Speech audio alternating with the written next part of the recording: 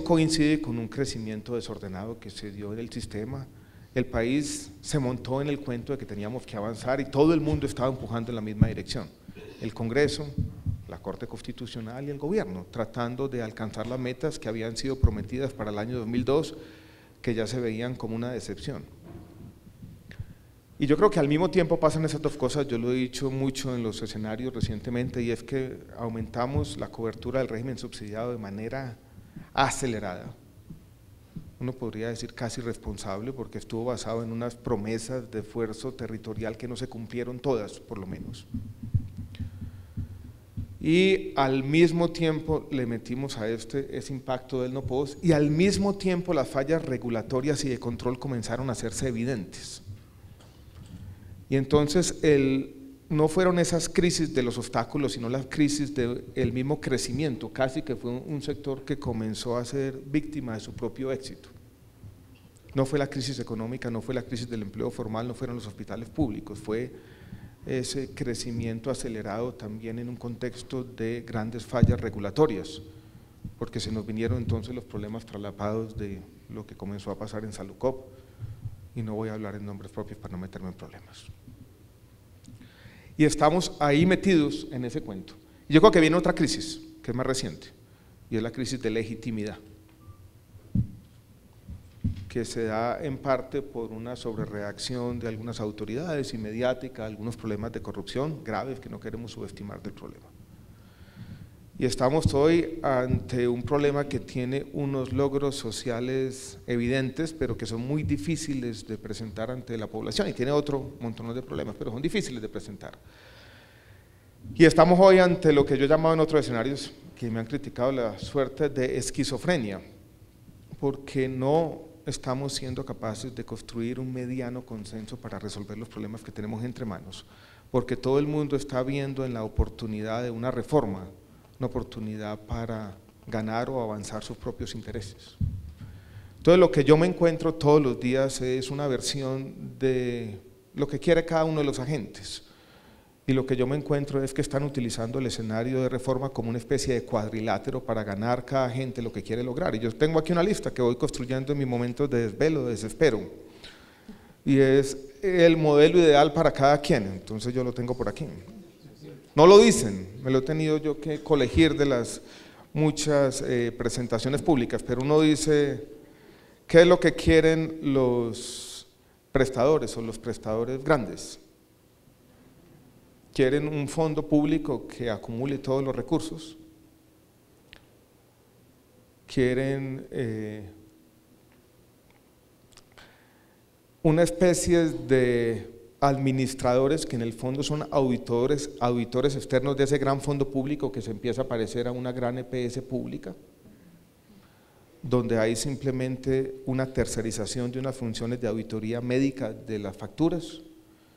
Hay casi que libre elección completa, no hay mucho funcionamiento de la red, y entonces se va convirtiendo dijéramos, en un gran pagador que va tercerizando algunas de esas funciones parcialmente. No es un modelo loco, no es muy distinto a lo que tiene Estados Unidos con Medicare, por ejemplo, con la gran diferencia que nosotros no tenemos lo que ha construido Medicare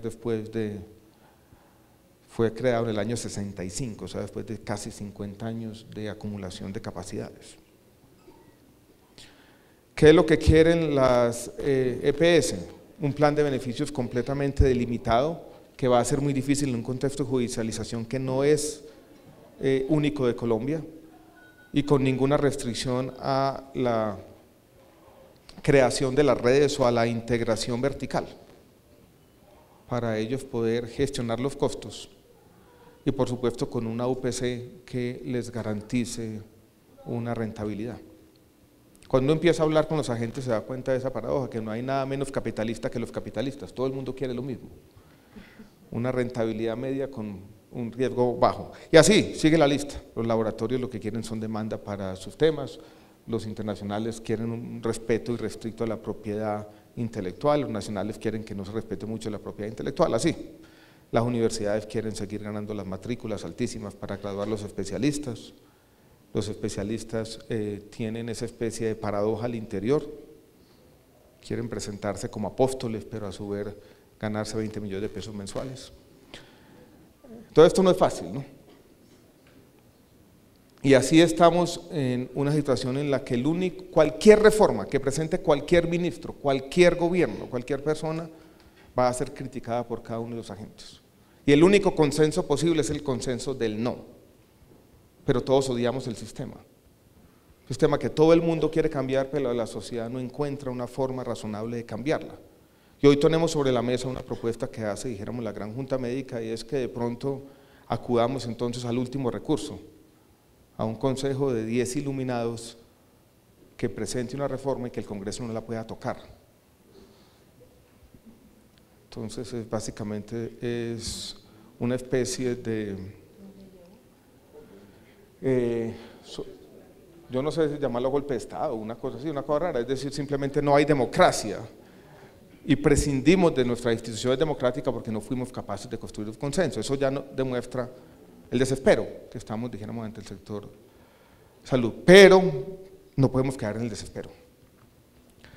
Y tenemos que encontrar caminos de posibilismo, de ir buscando hacer cosas y de ir encontrando cómo vamos a cambiar esto para bien. Yo creo que algunas de las cosas que se han dicho aquí son las cosas que todos tenemos que empezar a ver como positivas y que forman, yo creo que los elementos esenciales de cualquier reforma que comience a pensarse si es esta o si va a ser otra distinta. Porque miren que hemos hablado de los temas de salud pública, atención primaria, los temas de sistemas de información, cosas que yo creo que han sido los ingredientes de las diferentes reformas. ¿Qué es lo que hemos pensado hacer con la reforma que está ahora discutiendo el Congreso? Yo creo que tiene 4 puntos muy sencillos. Primero, crear algunos instrumentos para poder resolver la crisis financiera, para poder hacer unas cosas que no son fáciles de hacer en una sociedad. Para poder decirle, por ejemplo, a un prestador público al que a una EPS liquidada le quedó debiendo 40, 50 mil millones de pesos, nosotros como sociedad, con base en un acuerdo legítimo construido en el Congreso, le vamos a ayudar. Esto es, vamos a contribuir con recursos públicos, esto es, vamos a pagar 2 veces lo que a usted le debieron haber pagado y no le pagaron esos recursos. Y vamos a fortalecer también patrimonialmente a algunos de las empresas articuladoras o apagadoras que queremos y creemos que deben estar en el nuevo sistema. Ya ustedes ven una serie de artículos que nos muestran una complejidad, y es que estamos tratando de resolver una crisis sin tener las instituciones para hacerlo, es crearlas al mismo tiempo que se resuelve la crisis, porque no tenemos las instituciones que tiene, por ejemplo, el sector financiero, que son una herencia de la Gran Depresión de los años 30, que existen en todos los países, que ya están probadas y refinadas y sofisticadas. Aquí no las tenemos y las estamos inventando sobre la marcha en la reforma, porque tenemos un problema real, una crisis que todavía no hemos dimensionado plenamente por los mismos sistemas de información, pero estamos queriendo hacer eso. Estamos queriendo con la ley estatutaria de ir creando una especie de consenso social o de contrato social coherente para ir con la ayuda del Instituto de Evaluación de Tecnologías de todo el mundo, ir ampliando de manera ordenada el plan de beneficios. Y ahí en ese plan de beneficios tenemos otra gran contradicción social. Aquí se ha hablado mucho de atención primaria, se ha hablado mucho de la importancia de salud pública en un modelo de aseguramiento. Eso tiene que verse reflejado, dijéramos, en muchas partes, pero una de ellas, y hay algunos de los salubristas que nos han dicho con razón, ese plan de beneficios debería tener un énfasis grande en ese tema de atención primaria. Y así lo podría plantear uno, podría hacer una redefinición.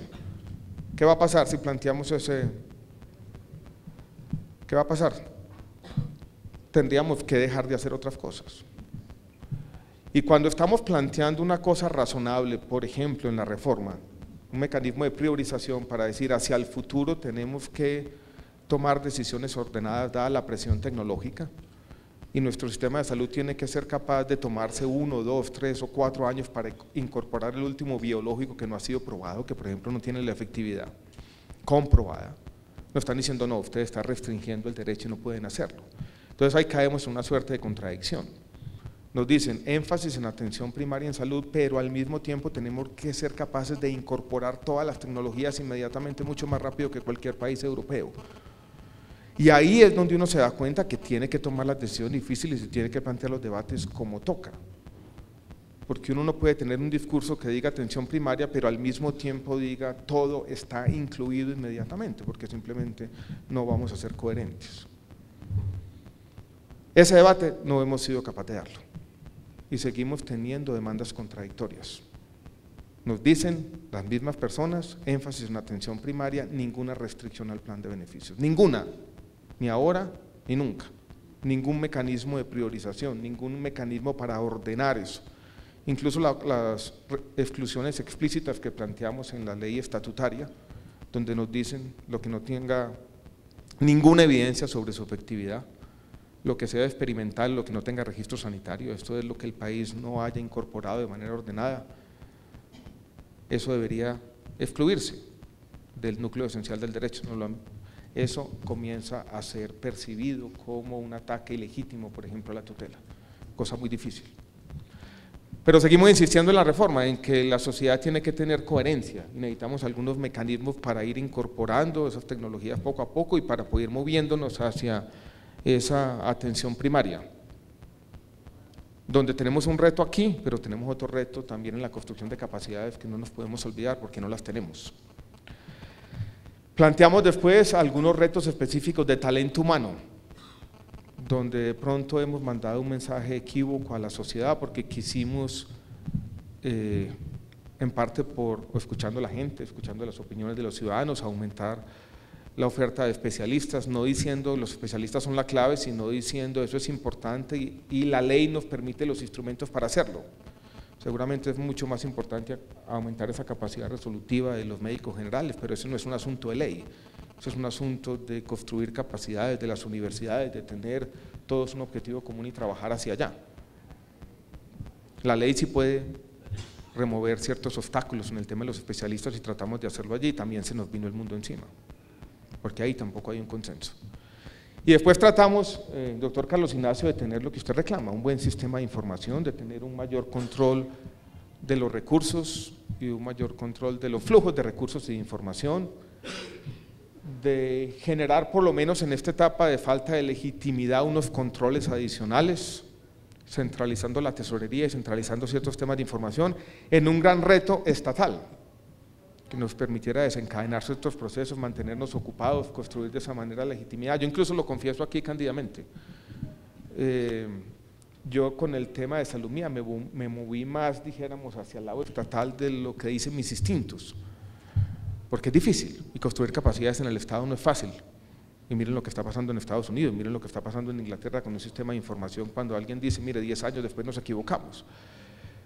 Pero eso no significa que no tengamos que asumir esos retos y tratar de describirlos en la ley, desencadenar unos procesos y trabajar juntos a tener un sistema que tenga esa buena información y ese mayor control de los recursos y nos permita entender en qué nos estamos gastando los recursos en cada una de las partes y nos permita hacer una cosa que tienen que hacer todos los sistemas de aseguramiento individual y es lidiar con la selección de riesgo. Esto es lidiar con esa economía endemoniada de muchas EPS en la cual, recuerden, 1% les explica el 40% del costo, 1% de los pacientes, entonces van a tratar de hacer todo tipo de cosas y eso no es fácil. Y aquí hay un tema, dijéramos, fundamental que también hemos tratado de hacer recuperando ciertas labores de afiliación para que exista competencia. Porque hoy es muy difícil moverse de una EPS a otra y como es muy difícil todas actúan como monopolistas y todas actúan como monopolistas, no hay mercado y si no hay mercado lo único que hay es protesta y esa protesta contribuye a restar la legitimidad al sistema. Y nos movimos también hacia pagar por resultados, por lo menos dejarlo en la ley. Esto es hacer una promesa en la ley, las leyes no van a resolver todo, pero para desencadenar procesos y ponernos a trabajar. Construyendo y recuperando lo bueno que tiene nuestro sistema, tratando de, esa era la idea inicialmente, ya sabemos en retrospectiva que no lo fue así, de acercar a todo el mundo, por lo menos que con resignación y con un poquito de grandeza que surgiera en un último minuto, dijeran los agentes, no estoy en todo de acuerdo con lo que hay aquí, pero estoy dispuesto a apostarle a estas nuevas reglas de juego, vamos a trabajar juntos, y vamos a tomarnos una foto y vamos a dejar de pensar en reforma por lo menos en 5 años, y vamos a tener alguna comunión de intereses, pero esa fue una idea romántica. No es fácil, dijéramos, construir ese consenso social y todo el mundo sigue pensando en su partecita. Entonces, yo sí veo un escenario complejo, dijéramos que la reforma no prospere, y que nuestro sistema pueda caer en una especie de desánimo, que éramos como un vacío diciendo, bueno, hacia ahora, hacia dónde cogemos y dónde vamos a ganar esa legitimidad. Y yo creo que ese es el reto que tenemos en el próximo año. El momento político no es fácil, esto debió haberse discutido en otro momento, pero uno a veces no escoge los momentos o las coyunturas más favorables para discutir las cosas. Como no podemos caer en el desánimo, tenemos que seguir trabajando todos los días, ¿no? Y yo creo, doctora Elisa, que tenemos que seguir también dando el debate público. Ahora hablaba usted, Carlos Ignacio, que el ministro está solo, pues de pronto no, estoy bien acompañado, tengo funcionarios comprometidos en el ministerio, tengo, dijéramos, el apoyo del gobierno, pero sí me he sentido solo en el debate de la defensa del sistema y la defensa de algunos logros sociales, y salir y dar la cara y salir a decir ciertas cosas, porque es que el tierra arrasada, borrón y cuenta nueva, esto es la locura. Colombia, con tenemos un sistema político clientelista que no podemos negar, eso hace muy vulnerable, dijéramos, nuestras instituciones públicas en el territorio, y tener, dijéramos, una gran EPS pública, preconizar nuestro sistema de salud sería una idea terrible, que no le convendría a los colombianos. Yo lo digo de manera clara, cándida, porque yo creo que uno tiene que empezar también con funcionarios públicos a hablar de frente y decir las cosas que piensa. Y yo veo que hay mucha gente apuntando hacia allá. Y uno tiene que empezar retóricamente, argumentativamente, a decir eso por qué no es bueno. Y yo en los debates públicos, vamos a las audiencias públicas de la reforma, uno encuentra que nadie defiende. Entonces me toca a mí al final de la audiencia pública de la reforma, en 20, 25 minutos, echar un discurso y tratando de defender algunas de estas cosas. Termino con otra anécdota. Estábamos la semana pasada en Ipiales y estábamos en una reunión de gabinetes de los dos países, de Colombia y Ecuador, una reunión del gabinete binacional. Estábamos tratando de poner a conversar dos sistemas de salud muy distintos, un sistema nacional de salud que existe en Ecuador, que de pronto puede hacer unas cosas mejor, es más fácil, por ejemplo, tener un modelo de atención claramente definido, de pronto es más fácil hacer ciertas cosas de salud pública o atención primaria en un sistema nacional de salud. En medio de la conversación, el presidente Correa dijo, bueno, ¿y por qué son tan diferentes los sistemas de salud? ¿Qué es lo que tienen en Colombia? Entonces el presidente Santos le dije, explíquele, ministro. Yo traté de explicarle, no con mucho éxito al comienzo. Y él seguía preguntando una y otra vez, usted me está diciendo que en Colombia más de 40 millones de personas tienen un seguro de salud. Y yo le decía, sí, presidente. Me dijo, me está diciendo mentiras. O sea, no creyó, yo creo que hasta el final de la conversación, que aquí en Colombia tuviéramos casi una cobertura universal de aseguramiento. Esto es que cada colombiano, es una cosa que tenemos que consolidar, pero repito, que cada colombiano que se enferma tiene su protección financiera,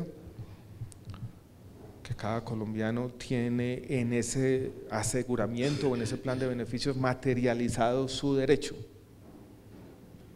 No era fácil. Y hoy en día en Ecuador, de pronto, ciertos temas tenemos que reconocerlo, la atención primaria funciona mejor que nosotros. Ciertos temas de la atención básica han funcionado mejor, han consolidado, dijéramos, un Estado que funciona medianamente mejor. Pero si usted se enferma ya de una enfermedad de alto costo, de cáncer, o necesita una diálisis día de por medio y no tiene los recursos necesarios, o es una persona, dijéramos, sin las capacidades económicas, o tiene que vender su pequeño negocio familiar, o tiene que recurrir a la solidaridad colectiva, o simplemente se muere. Ese es el reto que tenemos, yo creo, doctora Elisa, consolidar ese logro, para poderlo decir con más orgullo, porque tenemos muchos problemas. Yo no he enfatizado los problemas aquí porque yo creo que el ambiente tenía que ser celebratorio, a veces tenemos que dejar la fracasomanía detrás. Pero si no vamos a construir ese consenso, si no lo tenemos el riesgo de desandar un camino positivo, y yo creo que eso sería inconveniente para la gran mayoría de los colombianos, pero sobre todo, y eso es lo que se ha enfatizado aquí este día, para los colombianos más pobres. Muchas gracias a todos por la atención.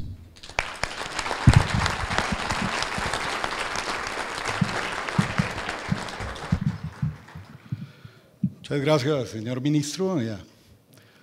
los señores viceministros, a la doctora Elisa. Cuando hablaba el ministro, trataba yo de recordar un escrito de Mark Twain que escribió hace muchos años, y él decía que dentro de 20 años lamentarán más las cosas que no hiciste que la que hiciste. Así que suelta amarras y abandona el puerto seguro, atrapa los vientos en tus velas, explora, sueña, descubre. Yo creo que es una frase de 20 años muy a propósito de la invitación que hace el señor ministro. Yo quiero invitar a la doctora Zulema Vélez.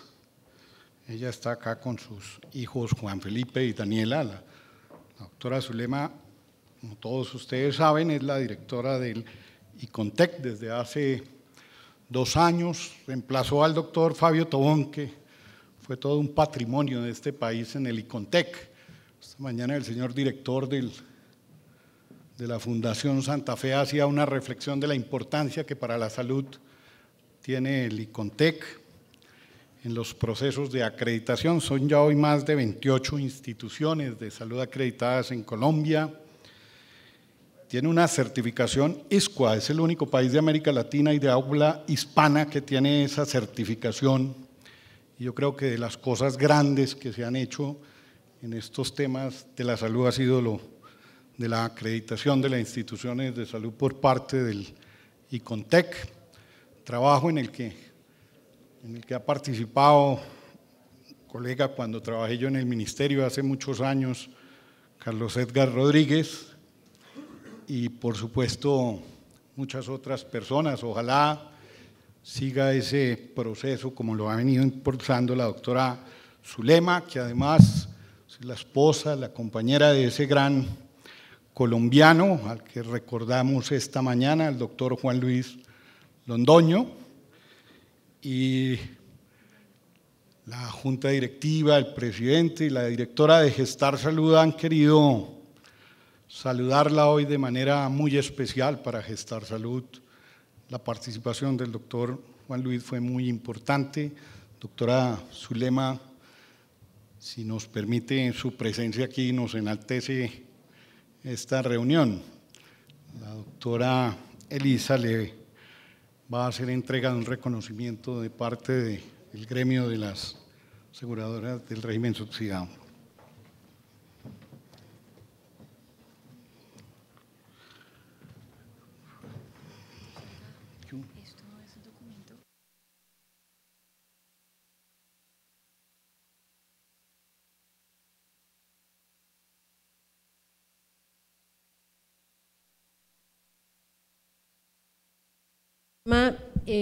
Para nosotros, que representamos la población más pobre de este país, ya afiliada al régimen subsidiado en un 40%, no podemos dejar pasar esta fecha para agradecerte a ti, ya que Juan Luis no está, y a tus hijos Juan Felipe y Daniela, el tener un papá visionario, innovador, arriesgadísimo, eminentemente social, como nos decía esta mañana un economista muy social, que permitió que los pobres tuvieran un espacio en este país, en un sistema que en el mundo no se contempla sino para los que laboran. Y en Colombia su papá, Juan Luis, permitió que ellos estén hoy participando de un sistema equitativo, igualitario, y que realmente puedan tener las grandes ganancias de una población en mejoramiento en calidad de vida en todos estos años. Muchas gracias María Zulema, muchas gracias Juan Felipe y Daniela por estar aquí, por acompañarnos hoy, y muchas gracias a nombre de todo el gremio de Gestar Salud y las empresas solidarias de salud que él creó.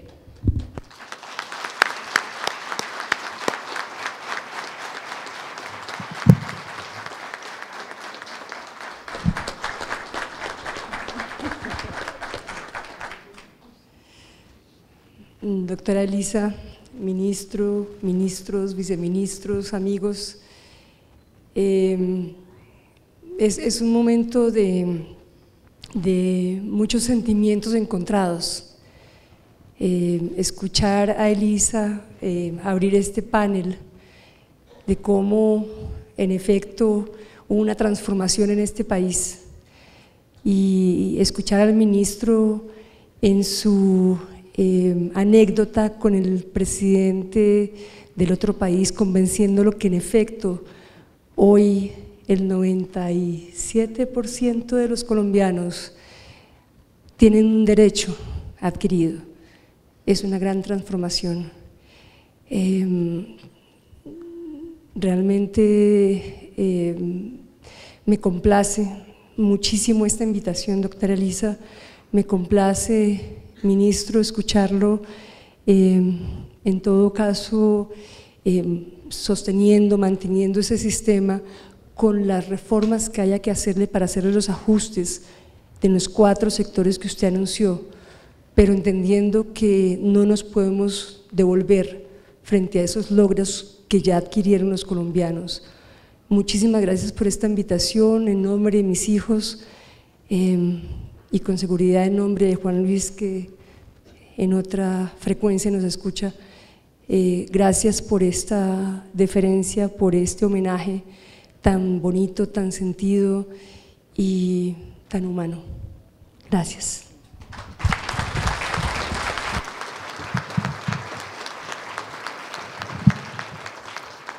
Muchas gracias, doctora Zulema. Los invito a sentarse en unos segunditos.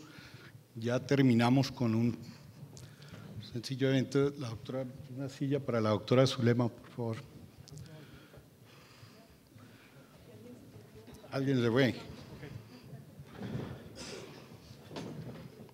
Esta mañana, doctora Zulema, decíamos, como decía ahorita el ministro, de la anécdota del Ecuador. Esta mañana recordábamos que ese derecho de la salud no es solo que lo tengan, sino que esos 46 millones de colombianos saben cómo exigir el cumplimiento de ese derecho. Y yo les decía esta mañana que había una frase del profesor Juan Luis que decía que en Colombia los pobres eran pobres, pero no bobos, eran pobres, no tienen cómo exigir y reclamar ese derecho, que es tal vez, como lo decían muchos, tal vez el derecho que más reconocemos los colombianos como un verdadero derecho, un logro social importante. Para terminar, se ha previsto una cápsula del tiempo en donde básicamente se van a incluir allí una serie de documentos muy importantes. El Archivo Nacional de la Nación, aquí está el doctor Carlos Alberto Zapata, que es el director general. Doctor Carlos Alberto, por favor, si nos acompaña, del Archivo General de la Nación. Él quiere, señor ministro, que usted entregue unos documentos muy importantes a esa cápsula. Y también está con nosotros, le pido el favor al señor Mauricio Tobar, que es el subdirector de gestión de patrimonio documental del Archivo Nacional. Ellos han traído una gran cantidad de documentos. Aquí hay más de 1000 documentos que se van a introducir en el día de hoy. Aquí lo están trayendo. Esta mañana dije que si podíamos incluir en la cápsula del doctor Eduardo quedaba listo todo. Pero